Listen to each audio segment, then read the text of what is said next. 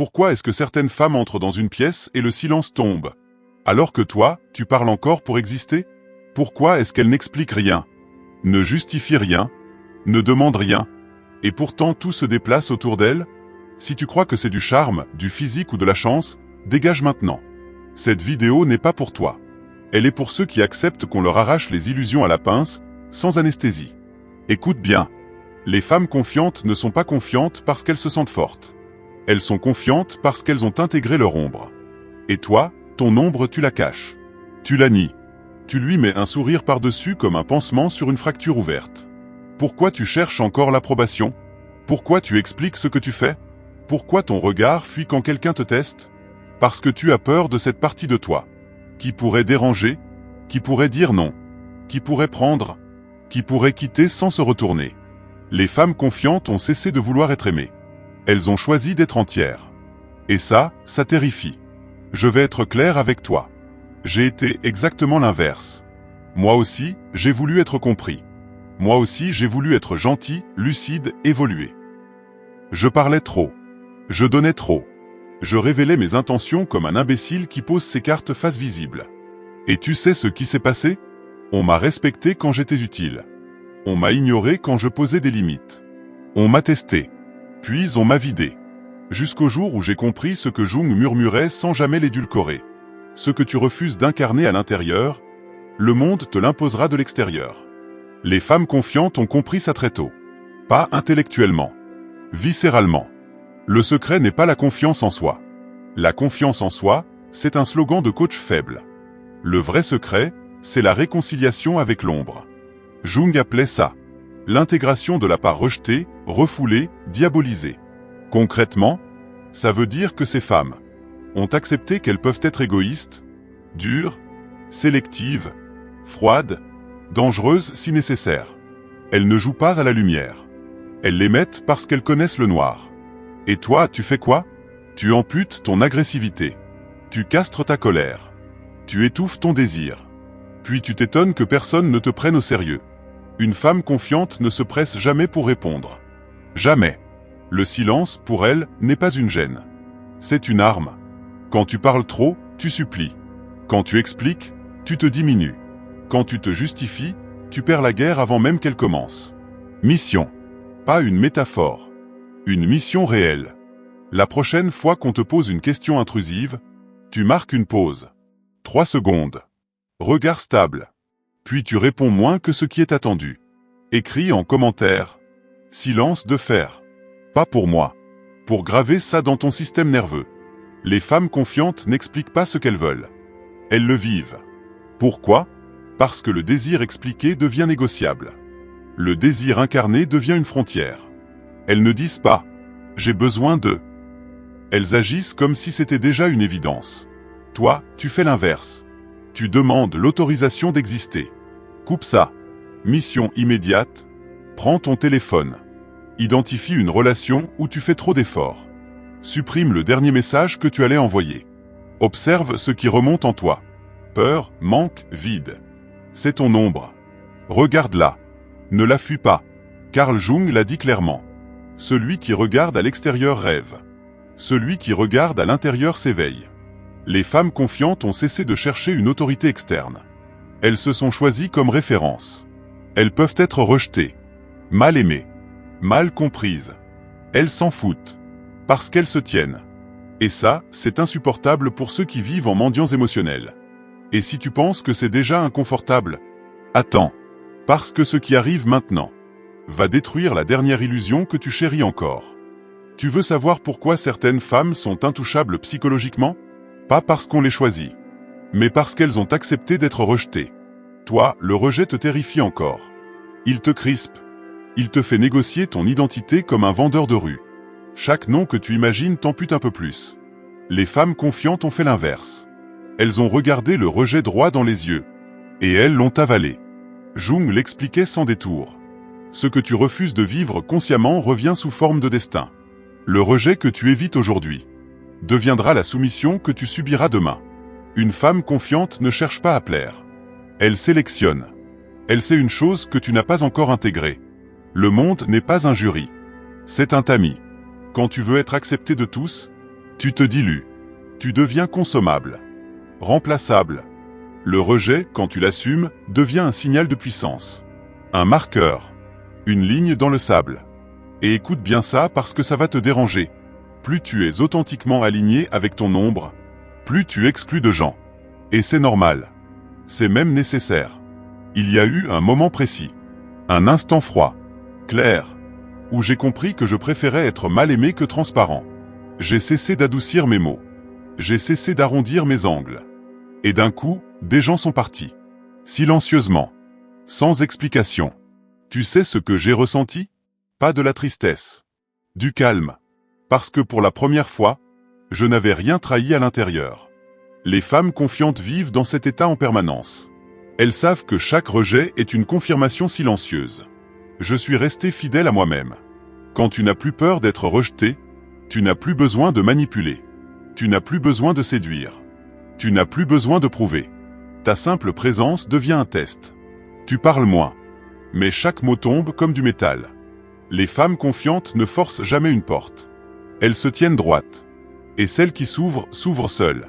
Maintenant, écoute-moi attentivement. Aujourd'hui, tu vas provoquer volontairement un micro-rejet. Pas un drame. Pas une scène. Un choix clair. Tu vas refuser quelque chose que tu aurais accepté par peur de déplaire. Un service. Un rendez-vous. Une concession. Sans justification. Sans excuse longue. Une phrase. Nette. Observe ce que ça déclenche en toi. La tension. La panique. Le vide. Ne corrige rien. Ne répare pas. C'est ton ombre qui apprend à respirer. Écris en commentaire. Je supporte le rejet. Pas pour me faire plaisir. Pour ancrer le comportement. Plus tu acceptes d'être rejeté, plus tu es respecté. Pas aimé. Respecté. Et le respect est la monnaie réelle du pouvoir social. Les femmes confiantes ont compris un principe machiavélien fondamental. Le désir est instable. Le respect est structurel. Elles ne cherchent pas l'approbation émotionnelle. Elles imposent une cohérence. Et cette cohérence crée un champ gravitationnel. Le rejet assumé libère ta part sombre saine. La capacité de dire non. La capacité de partir. La capacité de perdre sans t'effondrer. C'est exactement ce que Jung appelait l'individuation. Devenir entier, même si ça isole. Surtout si ça isole. Si ce que tu entends te donne envie de revenir en arrière, c'est bon signe. Parce que dans la prochaine partie, on va parler de ce que la plupart des gens n'osent même pas penser. Pourquoi la noirceur crée le charisme. Et là, tu ne pourras plus faire semblant. Tu crois encore que le charisme vient de la chaleur, du sourire, de la bienveillance. Erreur fatale. Le charisme ne naît pas dans la lumière. Il naît dans la retenue, dans le danger contenu, dans ce qui pourrait faire mal, mais choisit de rester immobile. Les femmes réellement charismatiques ne sont pas douces. Elles sont stables.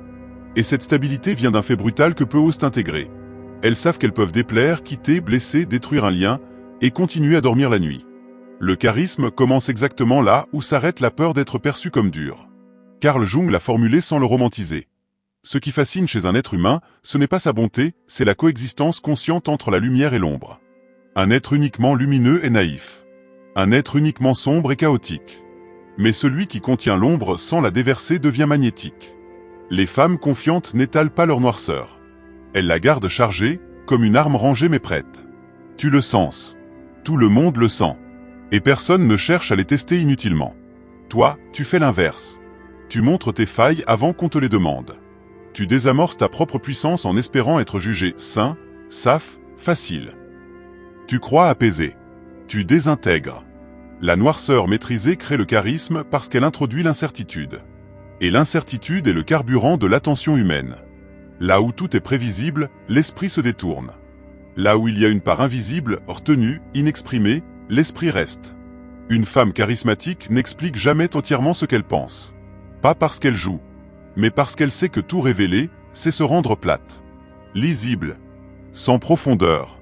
Jung parlait de l'ombre comme d'une énergie brute. Refoulée, elle sabote. Intégrée, elle irradie. Les femmes confiantes ont intégré leur capacité à dire non, à couper, à se retirer, à ne pas pardonner immédiatement. Et c'est précisément ce qui rend leur présence dense. Observe-les. Elles ne remplissent pas l'espace. Elles le compressent. Le silence autour d'elle devient lourd, chargé, presque électrique. Elle ne cherche pas à séduire la pièce. La pièce s'ajuste. Mission. Pure. Directe. Aujourd'hui, tu vas t'empêcher volontairement de t'expliquer. Une situation. Un désaccord. Un choix. Tu donnes ta décision. Puis tu te tais. Pas pour manipuler. Pour laisser l'énergie noire rester intacte. Si ton corps tremble, c'est normal. Tu viens de sortir d'années de domestication sociale. Le charisme ne se travaille pas par des techniques. Il se révèle quand tu cesses de fuir ta capacité à être inconfortable pour les autres. Les femmes confiantes ont compris ça avant même de le verbaliser. Elles préfèrent être respectées à distance qu'aimées sans relief. Et plus tu incarnes cette noirceur calme, plus les autres projettent sur toi. Force, profondeur, autorité, mystère. Tu ne deviens pas charismatique en faisant plus. Tu le deviens en retirant tout ce qui te trahit. L'empressement, l'explication, la peur du vide. Écris en commentaire et grave-le. Je ne me vends plus. Si cette phrase te dérange, c'est qu'elle est exacte. Parce que ce que la majorité appelle noirceur n'est en réalité que la fin de la soumission. Et si tu crois que c'est la fin, non. La dernière partie arrive. Et elle ne laisse plus aucune échappatoire. Maintenant, écoute sans cligner des yeux. Ce que tu as compris jusque-là ne vaut rien s'il ne s'inscrit pas dans ton corps. La majorité des gens consomment des idées comme on avale un calmant, pour se rassurer. Pas toi. Pas ici. Les femmes confiantes ne pensent pas différemment. Elles se conditionnent différemment. Elles ont ritualisé leur ombre. Un rituel, ce n'est pas un folklore spirituel pour faibles. C'est une programmation répétée, froide, intentionnelle, qui grave une identité dans le système nerveux. Jung l'avait compris, sans rituel, l'ombre déborde ou pourrit. Avec un rituel, elle obéit. Tu vas faire pareil. D'abord, l'ancrage fondamental. Tu dois associer le calme au pouvoir. Pas l'excitation. Pas la colère explosive. Le calme froid. Celui qui fait hésiter les autres. Chaque jour, une seule fois, tu t'arrêtes. Debout. Dos droit. Regard fixe. Tu inspires lentement par le nez. Tu expires plus lentement encore.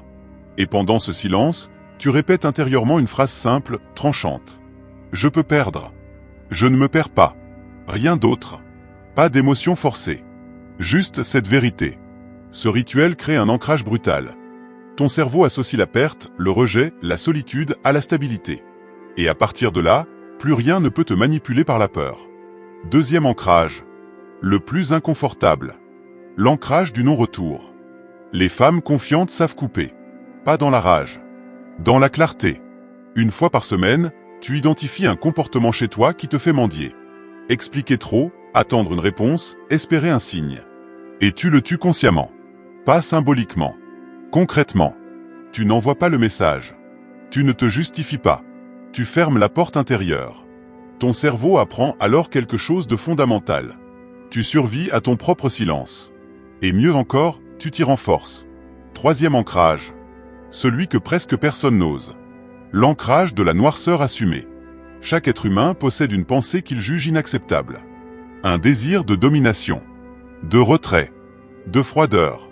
De rupture. Les femmes confiantes ne jouent pas à la sainte. Elles regardent cette pensée en face. Sans la juger. Sans la passer à l'acte. Mais sans la nier. Une fois par jour, tu identifies cette pensée sombre. Tu la nommes intérieurement. Et tu te dis, je sais que tu existes. C'est tout. À cet instant précis, tu n'es plus divisé. Tu es entier. Et l'intégrité crée une présence que personne ne peut ignorer. Dernier rituel. Celui qui scelle tout. Quand tu entres dans un lieu, quand tu parles à quelqu'un, quand une interaction commence, tu ne te demandes plus « Comment être aimé ?» Tu te demandes une seule chose. Qu'est-ce que je suis prêt à perdre ici? Dès que tu as la réponse, ton corps se détend. Parce que tu as repris le contrôle. C'est pour ça que les femmes confiantes ne forcent rien. Elles ont déjà fait le sacrifice à l'intérieur. Le monde ne peut plus leur prendre ce qu'elles ont volontairement abandonné. Maintenant, marque ce moment. Ancre-le publiquement. Écris en commentaire, sans explication. Je marche avec mon ombre. C'est ton serment. Pas envers moi. Envers toi. Si tu es encore là, c'est que tu n'es plus dans la masse. Tu as compris que la lumière sans ombre est un mensonge. Que la confiance réelle n'est pas douce. Elle est calme, dense et irréversible. Et maintenant que tu sais, il n'y a plus d'excuses. Ton ombre ne te détruit pas, elle te révèle. Maîtrise-la, ou elle te condamnera au regret.